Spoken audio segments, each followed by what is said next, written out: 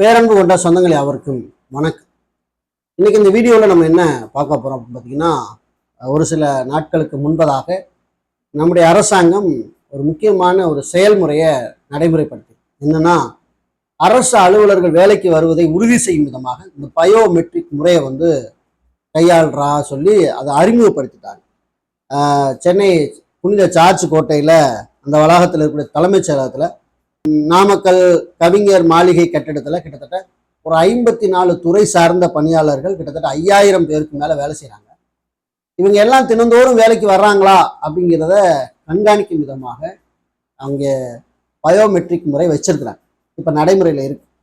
அதில் காலையில் அவங்க கரெக்டாக 10 மணிக்கு உள்ள அவங்க வந்துடணும். சாயந்தரம் 5:45 தான் அவங்க ஒர்க்கு முடியும்.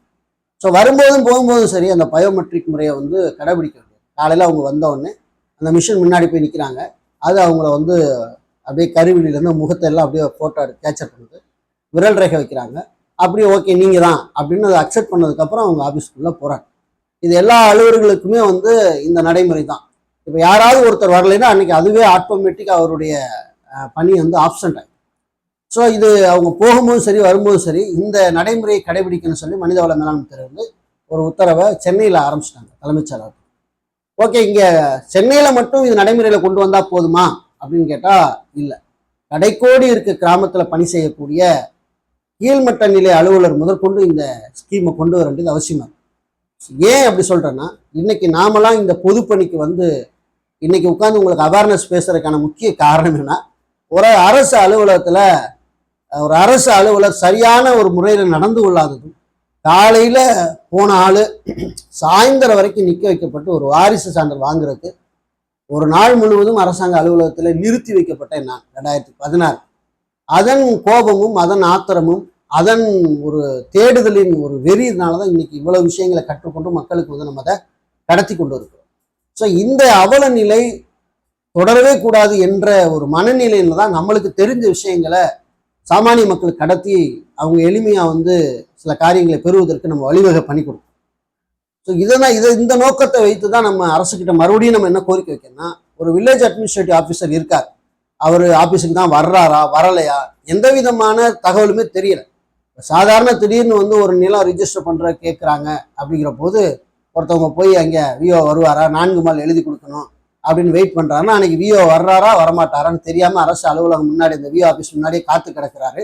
அப்படிங்கிற ஒரு சூழல் இருக்கும்போது விஓ வர்றாரு போறாருங்கிறதுக்கான எந்த விதமான எவிடன்ஸுமே இல்லாமல் இருக்கிற சூழ்நிலையில மக்கள் தினந்தோறும் ஏமாற்றம் அடையக்கூடிய ஒரு சூழல். அதே தான் சேம் கிராம ஊராட்சியில் நிர்வாக பணியில் இருக்கக்கூடிய ஊராட்சி செயலர் மற்றும் அவரை சார்ந்த பணியாளர்கள் வர்றாங்களா வரலையாங்கிறதே ஒரு கேள்விக்குறியா இருக்கு. நிறைய அலுவலகங்கள் பூட்டிய நிலையிலேயே இருக்கக்கூடிய ஒரு சூழலும் இருக்கு.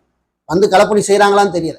ஆக்சுவலி இவங்க வருகை பதிவேட்டில் கையெழுத்து போடணும்னு கேட்டால் கண்டிப்பாக அவங்க வருகை பதிவேட்டில் கையெழுத்து போடணும். ஆனால் இன்னொரு விஷயம் கேட்டிங்கன்னா, இவர்கள் மக்கள் களப்பணி ஆற்றுறதுனால 24 மணி நேரம் மக்களுக்காக எந்த வேலையும் செய்யலாம். இவங்களுக்கு இந்த காலையில் 10 மணிலேருந்து சாயந்தரம் 5:45 வரைக்கும் ஒர்க் பண்ணணுங்கிற அந்த விதிமுறையெல்லாம் பிரேக். இவங்க எப்போதுமே மக்கள் பணியாளர்கள். ஏன் மக்கள் பணியாளர்கள் அப்படின்னு சொல்கிறேன்னு கேட்டிங்கன்னா, இப்போ கிராமத்துக்குள்ளே பார்த்தீங்கன்னா திடீர்னு ஒருத்தன் என்ன செய்வான், மரத்தை வெட்டி கடத்திட்டு இருப்பான், ஒருத்தன் மண்ணை வெட்டி கடத்திட்டு இருப்பான். திடீர்னு ஒருத்தன் பார்த்தீங்கன்னா கோவில் பிரச்சனை ஏதோ ஒன்று பார்த்தீங்கன்னா சண்டை விட்டுட்டு இருப்பாங்க, ஒரு ஜாதி பிரச்சனை சண்டை வந்துட்டு இருக்கும். இந்த மாதிரி சட்ட ஒழுங்கு பிரச்சனைகளும் ஏற்படும், கனிம வள கொள்ளை ஏற்படும், திருட்டு ஏற்படும். இந்த மாதிரி சம்பவங்கள் வரும்போது தகவல் உடனே வில்லேஜ் அட்மினிஸ்ட்ரேட்டிவ் ஆஃபீஸருக்கோ அல்லது கிராம ஊராட்சி செயலாளருக்கோ தகவல் தெரிவிக்கும் போது அவங்க நேரடியாக களத்துக்கு வர வேண்டிய ஒரு அவசியமா இருக்கு. இது களப்பணி செய்யுது. அப்போ இந்த மாதிரி எமர்ஜென்சியாக களப்பணி செய்ய அவங்க ஓடக்கூடிய ஒரு சூழலும் இருக்கு. அதனால வருகை பதிவேட்டில் கையெழுத்து போட்டு ஆஃபீஸில் உட்காரணும் அப்படிங்கிறதும் சாத்தியமற்ற உண்டு. ஆனால் இவங்க வர்றாங்களாங்கிறத கன்ஃபர்மேஷன் பண்ண வேண்டியது அவசியமா இருக்கு. ரெண்டாவது, இவங்க எங்கேயாவது வெளியில போறாங்க, இந்த வேலைக்கு தான் செய்ய போறோம், இன்னைக்கு இந்த வேலை எனக்கு இருக்கு, நான் போய் இங்கே ஒருத்தருக்கு நிலம் வளர்க்குறதுக்கு நான் உதவி செய்யணும் அப்படிங்கிற ஒரு வேலையை செய்ய போறேன், அதே மாதிரி இல்லை ஒரு வாரிசான்று விசாரிக்கிறதுக்கான இந்த ஊருக்கு போறேன் அப்படின்னு விஓ என்ன செய்யணும் அப்படின்னு பார்த்தீங்கன்னா, அதாவது இந்த காலமுறை பதிவேடு அவர் என்ன சொல்றது அப்படின்னு பார்த்தீங்கன்னா மூவ்மெண்ட் ரிஜிஸ்டர் அப்படின்னு சொல்லுவாங்க. அவர் எங்கே போனாலும் அதை சொல்லணும். அப்படி இல்லைன்னா தகவல் பலகைன்னு ஒரு தகவல் பலகை வெளியில போர்டு இருக்கு. அதில் என்ன செஞ்சேன்னா காலையில் நான் அட்டன்ஸ் போட்டுட்டு அவர் விஓ அட்டன்ஸ் போட்டுட்டு நான் இந்த இடத்துக்கு போக வேண்டிய தேவை இருக்கு, இந்த இத்தனை மணிக்கு தான் நான் திரும்ப ரிட்டர்ன் வருவேன், நீ எழுதி தகவல் பலகையில வெளியிட்டு போனால் மக்களுக்கு ரொம்ப வசதியா இருக்கும். இதையெல்லாம் இன்றைக்கு இருக்கக்கூடிய அரசாங்கம் மிக ஷார்ப்பா உன்னிப்பா கவனிச்சு பயோமெட்ரிக் முறையை அங்க நகரங்களுக்கு மட்டும் கொண்டு வந்தால் மட்டும் போதாது, கிராமங்கள் தோறும் கொண்டு வர வேண்டியது அவசியமா இருக்கு அப்படிங்கிறத நான் சொல்லிக்க விரும்புறேன். இப்போ எப்படி ரேஷன் கடை தோறும் இந்த பயோமெட்ரிக் முறையை கொண்டு பொருட்கள் வழங்குறாங்களோ, அதே போல பயோமெட்ரிக் முறையை ஒவ்வொரு அலுவலகங்கள் தோறும் வச்சுட்டு காலையில அவங்க வந்துட்டாங்களா வரலையாங்கிறத கன்ஃபர்மேஷன் ஒவ்வொரு வார அறிக்கையோ அல்லது மாத அறிக்கையோ, இப்போ விஓக்களுக்குலாம் யார் ஹெட் ஆஃபீஸரா இருக்காரு அப்படின்னு பார்த்தீங்கன்னா அவருக்கு மேல ஒரு அதிகாரி ஆர்ஐ இருக்காரு, அதுக்கு மேல இருக்காரு ஜோனல் டிடி இருக்காரு, அதுக்கு மேல தாசா இருக்காரு, இந்த ஸ்டெப்ஸ்ல இருக்கிறாங்க.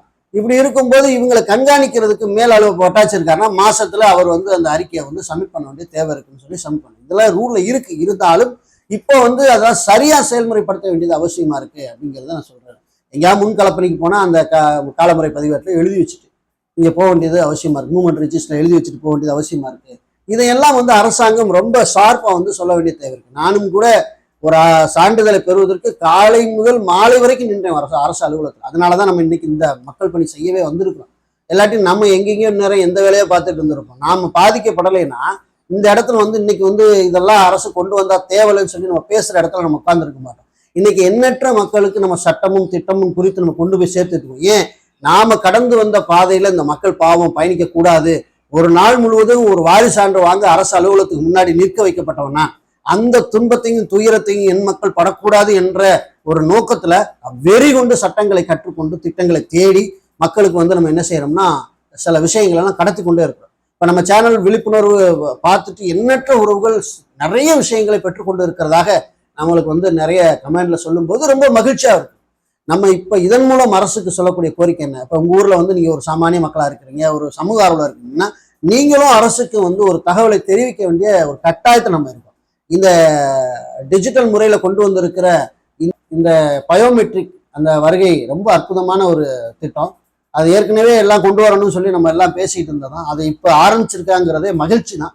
ஆனா இது எல்லா பக்கமும் கொண்டு போக வேண்டியது அவசியமா இருக்கு. விஓ தொடங்கி ஆர்ஐ தொடங்கி வட்டாட்சியர் தொடங்கி, அதே போல இந்த பக்கம் பார்த்தீங்கன்னா கிராமங்களில் செயலாற்று கிராம ஊராட்சி செயலாளர் துவங்கி, கிராம ஊராட்சி செயலாளர் என்னன்னா அரசு பணியில என்ன நாங்கள் சேர்க்கல அப்படின்னு சொன்னாலும் கூட இல்லை, அவர் அரசு வரக்கூடிய அந்த கிராம ஊராட்சி அந்த அக்கௌண்ட்ல இருந்தானே அவருக்கு பணம் போகுது.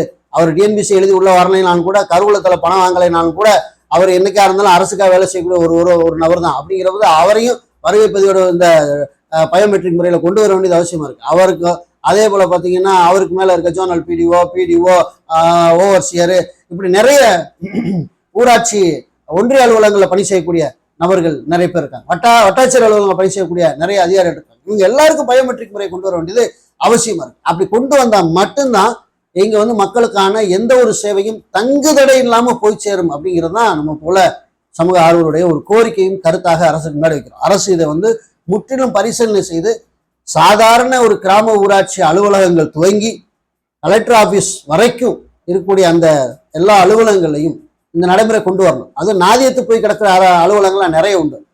மக்களே போகாத அலுவலகங்கள் நிறைய உண்டு. இப்ப அப்படிப்பட்ட துறைகள்லாம் நிறைய இருக்கு. இந்த பொதுப்பணித்துறையெல்லாம் பார்த்தீங்கன்னா மக்கள் யாருமே அதிகமாக பொதுப்பணித்துறை பக்கம்லாம் போறதே இல்லை. இந்த பொதுப்பணித்துறையெல்லாம் மக்கள் ஆபீசர் வர்றாங்களா வரலைன்னு நமக்குலாம் தெரியவே தெரியாது. அப்ப கம்மா தூர்வார மற்ற பணிகள் எல்லாம் செய்யக்கூடிய அந்த ஆபீசர் தான். அப்ப அந்த ஆபீசர்லாம் லீவ்ல தான் இருக்காங்களா, வேலை தான் செய்யறாங்களாங்கிறது ஆபீஸ் பக்கம் நமக்கு போறது இல்லை, போனா தானே தெரியும் நமக்கு. ஸோ இந்த மாதிரி நிறைய அலுவலகங்கள் மக்களுடைய டைப் இல்லாமல் நிறைய கிடைக்கு. அப்ப இவங்க எல்லாம் சரியா வர்றாங்களா வரலையாங்கிறது ஒரு கேள்விக்குறியா இருக்கு. சாதாரண இன்னைக்கு 100 நாள் வேலையில வேலை செய்ய மக்களுக்கு 250 ரூபா சம்பளம் தராங்கன்னா அந்த 250 ரூபா சம்பளம் தாங்கிறதுக்கு அவன் காலையில போய் சாயந்தரம் போய் 2 பேரும் என்ன செய்யறான்னா இன்னைக்கு பயோமெட்ரிக் முறை கொண்டு கருவிலிருந்து கைவிழி வரைக்கும் கைரேகை வரைக்கும் எடுத்து அவனுக்கு இன்னைக்கு மக்களுக்கு சம்பளம் கொடுத்துட்டு இருக்கிறாங்க வேலை வாங்கி. ஏன் அரசு கிட்ட சம்பளம் வாங்கக்கூடிய அரசு அளவு கொண்டு வரக்கூடாது அப்படிங்கிறதான் சமூக ஆர்வலுடைய ஒரு கேள்வியாக இருக்கு. ஆகவே நிச்சயமாக கண்டிப்பா அரசு கவனிச்சு கொண்டு வரும் அப்படிங்கிறத நம்ம நம்புவோம். இந்த வீடியோ பார்த்துட்டு இருக்க உறவுகள் மேலும் அதிகமா பகிருங்க. கிராமப்புற இளைஞர்களுக்கு நிறைய விழிப்புணர்வு நம்ம கொண்டு போய் சேர்க்கிறதுல முக்கிய பங்காக நம்ம தொடர்ந்து நம் சட்டங்களை குறித்து நம்ம பேசுவோம், திட்டங்களை குறித்து நம்ம பேசுவோம். நம்மளோட சேனலோட இணைந்திருங்க. மீண்டும் நல்லதோடு உங்களை வேற ஒரு சந்திக்கிறேன். நன்றி, வணக்கம்.